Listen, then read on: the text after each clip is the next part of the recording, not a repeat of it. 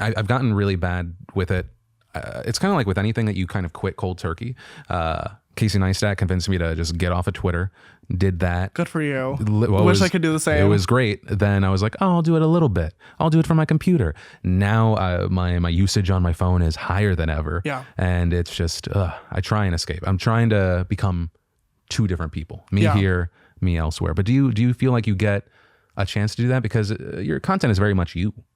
Yeah, it is. I mean, it definitely depends on like what I'm doing or who I'm with. Like I do make time for myself and for my friends always to like step back, take a chill pill, like watch movies, go to escape rooms, go out to dinner and stuff, like things that like I genuinely love to do. And like that's great, but at the same time, like a lot of my friends are involved in the space or like at least have jobs that are close to the space. And like it's a huge part of all of our lives. Like we're all on social media all day for our jobs anyway. So even if we're having free time, like we'll still gossip or talk about things that happened during that day, or like talk about things in the news, or like talk about somebody's video that was just uploaded, like what we loved or what we didn't love about it. So like it is such a huge part of my life that like I don't always turn it off, but like that's kind of more by choice than it is like by getting overwhelmed by it, I guess, if that makes sense. You kind of saying that it pops a question in my head. Have you seen the new Taylor Swift documentary? Loved it. Yeah, it's great. Absolutely right? loved it. What do you think about the moment where it's like the political moment where she's like, I want to talk about this, and all of a sudden everyone around her is like, you need to shut the fuck up. Well, I saw so many people on Twitter were like so angry with it, which I just don't understand, because obviously this was filmed years ago as well. Like it was filmed over the course of the last like I think it was like 3 or 4 years. I think that part was probably it was around the midterms. So it was probably in 2018, I think. But still, yeah. Oh, yeah, yeah. But still, like at this point, almost 2 years ago. As someone with a following, Taylor's absolutely right. You are taught to not have an opinion and not share it. And obviously politics are a very touchy subject right now. So I do respect her for getting involved and wanting to say something. Like I obviously have said things about politics online as well as most of us at this point have, thank God, because it's a mess. But I think like it when you're somebody that's that big, like you have to be careful. Like you do have to be careful of everything that you say. And even I am like nowhere near her scale. And obviously I don't have a problem speaking about politics, but there are subjects that I won't touch or that I won't speak on because it's just too risky to get involved with. And it's like, I've learned from having multiple scandals and saying things that I shouldn't have said that like people will attack you for everything that you say and do. And it's like really scary to watch your career plummet from something that you said either on purpose or something that you didn't say that people have now created a narrative around. Like it's horrifying. And like I wouldn't wish that on my worst enemy. And like Taylor Swift is obviously like a multi-100 million or whatever super pop star, and I have a lot of love and respect for her.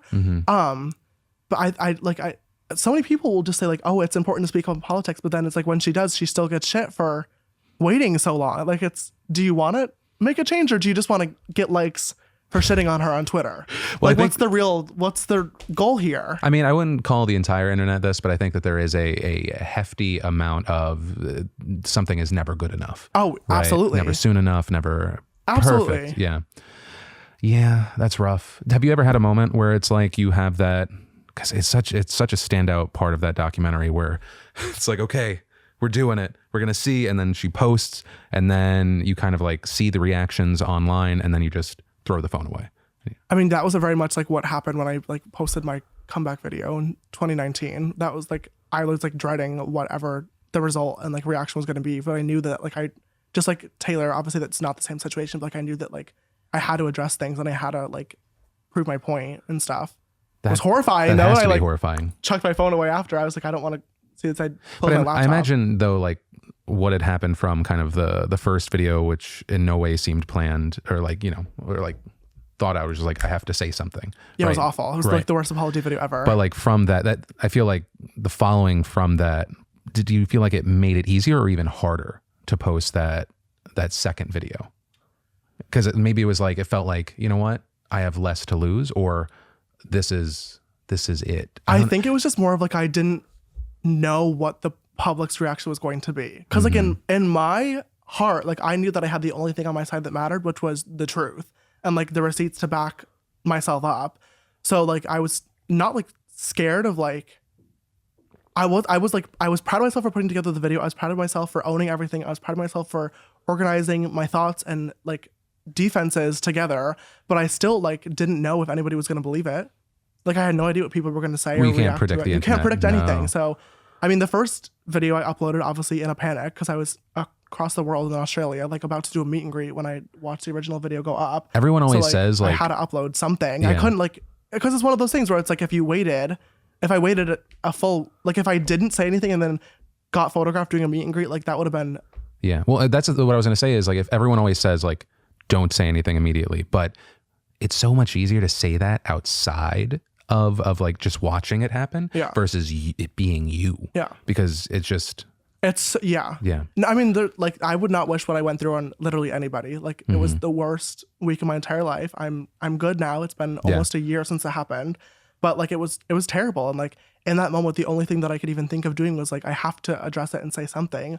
But it was also like watching it, I was like, I don't know what I'm apologizing for. Like, of course, the whole scandal was like, it was so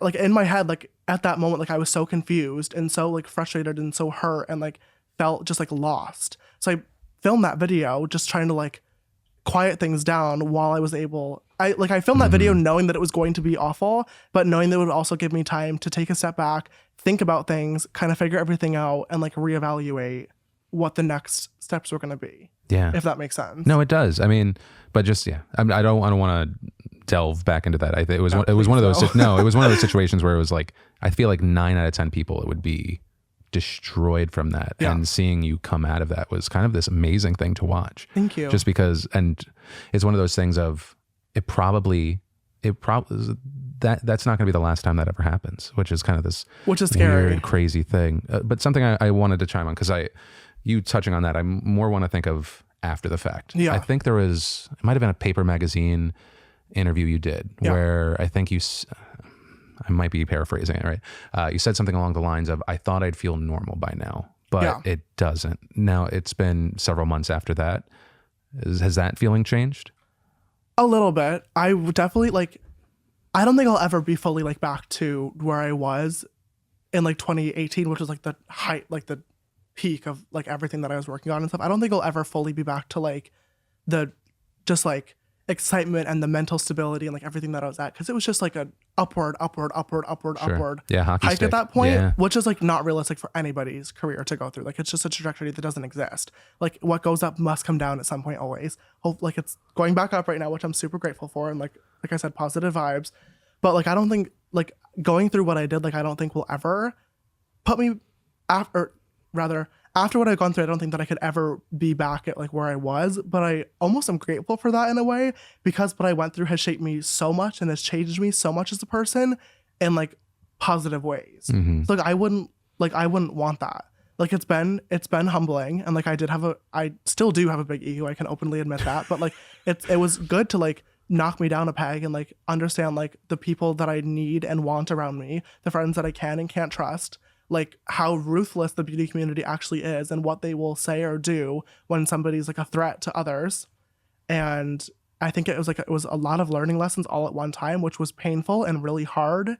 But like I'm so much of a better person today than I was then, and like I'm grateful for that. Yeah, I mean, well, I think it speaks to the idea of, I feel like a lot of people say positive vibes and then just like go back into the dirt. But it's I refuse. But I mean, it is, if you kind of want to put a silver lining on it, it is an incredibly unique situation to be able to take everything, the people, everything in your life, and kind of sift through what you can keep through the next thing. Yeah. I imagine at this point, it's like, okay, well, I know my ride or dies. I think it has to be scary to even some degree, even if people then resubscribe, how fickle, support can be. Yeah. Right? Well, I mean, like when the original video was posted about me, like 3 million subscribers gone instantly. Sure. And it was obviously like that, like nobody has ever seen anything like that on YouTube before.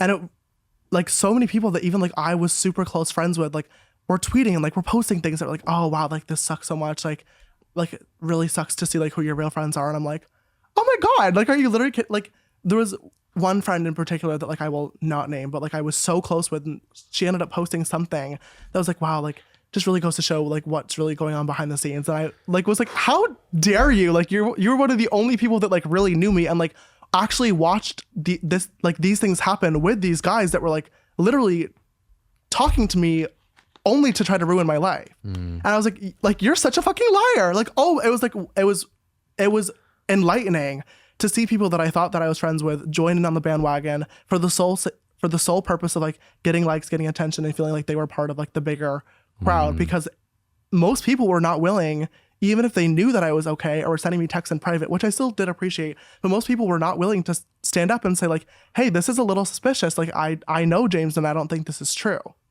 Which was like, it was like, damn, like it really goes to show like the people that you think are your friends, like are not. Like it's really, it feels like it's probably a mixed bag of some, I mean, there are some shitty people, and then maybe it also kind of speaks to the effectiveness of like how social media can just manipulate our emotions. Yeah. Where we're like, oh, well, that's real. Yeah. Or like just immediately, and no matter how many times we tell ourselves, okay, wait, hold up. Like there's just something in our stupid human brains. I think if anything, like it was a good learning lesson for everybody to like pause, and like when something comes out, whether it be a scandal, a news article, a rumor about somebody, like pause and like evaluate all sides of it before like jumping to conclusions and like jumping down people's throats or like destroying somebody. Yeah. So like if anything, like I guess that's a positive that came out of it. This job interview has gone off the rails. I know. I don't think something like that will ever happen again. Right. Which is you think that it'll never happen again? Well, maybe with you. With me, no. I think at this point, like, no. I think we can learn our lesson. It's gonna I'm a cynic, so. You talk about positive vibes. I don't live that life. I don't think anything again will ever happen to that scale, because I think everybody involved was like, oh, this was far too much. Yeah. I mean, it also comes into different scenario, different people. I mean, there will always be scandals. Like, well, because what I would say internet is, loves a scandal. Because it's like you can look at it from a ton of different viewpoints. I think you could also look at it as let's say all the names, all the people, maybe the intentions change. Like there's, if you just look at, if you're like an analyst and you're looking at the numbers, it wouldn't be crazy for something like this to be orchestrated in the future, not to the specific thing said, because that was always the crazy thing to me. Right. But yeah,